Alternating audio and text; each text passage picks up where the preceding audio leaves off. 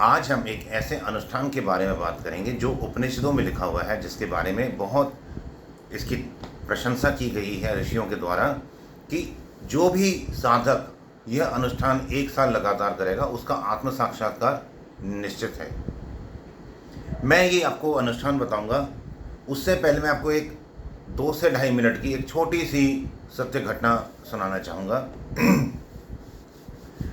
एक बार किसी गांव में, ये सत्य घटना है, पुरानी बात है, कोई एक ओजस्वी तेजस्वी ऋषि, बहुत उच्च कोटि के पूर्ण ब्रह्मवेता, पूर्ण योगी संत विचर रहे थे, भिक्षा मांग रहे थे।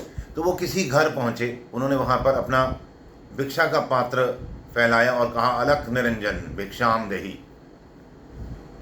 तो एक महिला बाहर निकली, वो बहुत उदास थी और बहुत ही मुरझाई हुई थी।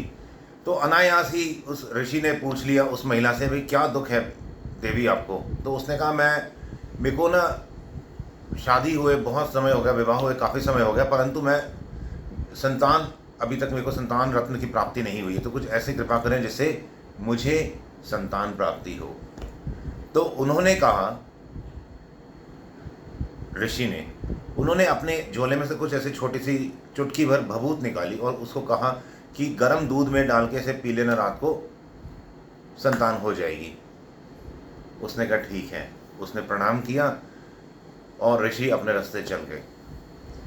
अब जो अड़ोस पड़ोस में लोग देख ही रहे होते हैं यूजली कि कहाँ क्या हो रहा है, तो इनके घर, इस महिला के घर, कोई एक अड़ोस पड़ोस की कोई दूसरी महिला आई।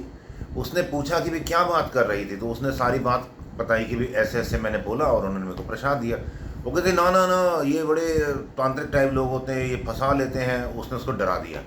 तो उसने कहा, फिर मैं इस भभूत का क्या करूं? तो वो कहते कि एक काम कर, जहाँ पर ये तुम अपने घर के पड़ोस में सारा गोबर फेंकते हो ना, गोबर और चूल्हे की और ये अंगीठी की और तंदूर की जो राख फेंकते हो, उस गोबर और राख में इसको भी फेंक दे। इसकी कोई ज़रूरत नहीं है इसको खाने की। उसने कहा ठीक है। उसने फेंक दिया। अब समय बीता, 5-7 साल 10 साल बीते। वही ऋषि फिर इस महिला के घर आया और उसने कहा, अलख निरंजन भिक्षाम देहि। वही महिला फिर बाहर आई, फिर से मुरझाई हुई, उदास। तो इसने कहा कि देवी अब तू उदास क्यों है? तेरे को तो संतान रत्न की प्राप्ति हो चुकी होनी चाहिए। वो कहती, मतलब? कहते, तू मेरे को भूल गई? मैं ऐसे ऐसे आया था, मैंने देखो भस्म दी थी, एक भभूत दी थी। तो वो कहती कि उसने सारा बताया कि ऐसे ऐसे वो महिला आई। तो कहते, तूने वो राख कहाँ फेंकी थी? कहते, वो जो गोबर और जो राख है ना, मतलब वो भभूत कहाँ फेंकी थी? गोबर और राख के ढेर में फेंक दी। कहती ठीक है। तो वो जो योगी थे उस गोबर और राख के ढेर के पास पहुंचे। तब तक पूरा गांव वहां पे इकट्ठा हो चुका था देखने के लिए कि भाई क्या करने लगे। उसने सिर्फ ये बोला, बाहर आ जा। और इतने में एक 10 साल का सुंदर लड़का बाहर आ गया। सब देख के हैरान, वो लेडी भी देख के हैरान, वो जिसको प्रसाद मिला था। कहती, ये तो मेरा बालक है। कहते, तेरा बालक कहाँ है? तूने तो ना इसको जन्म दिया, ये तो गोबर और राख में से निकला है। ये गोबर और राख में से निकला है, इसका इसलिए नाम होगा गौरक्ष। तो ये जो मच्छिंद्र नाथ जी की, वो योगी मच्छिंद्र नाथ थे और ये गोरखनाथ की जन्म की कथा है। अब जो अनुष्ठान है, वो अनुष्ठान क्या है? 1 साल हर रोज, जैसे आज आपने स्टार्ट किया, मानो आज 1 जनवरी है, 1 जनवरी से अगले साल 1 जनवरी तक हर रोज माला पर, जो वो 108 की माला होती है ना, 108 मनकों की, आसन पर बैठ के, गर्म आसन पर बैठ के अनुष्ठान करना है।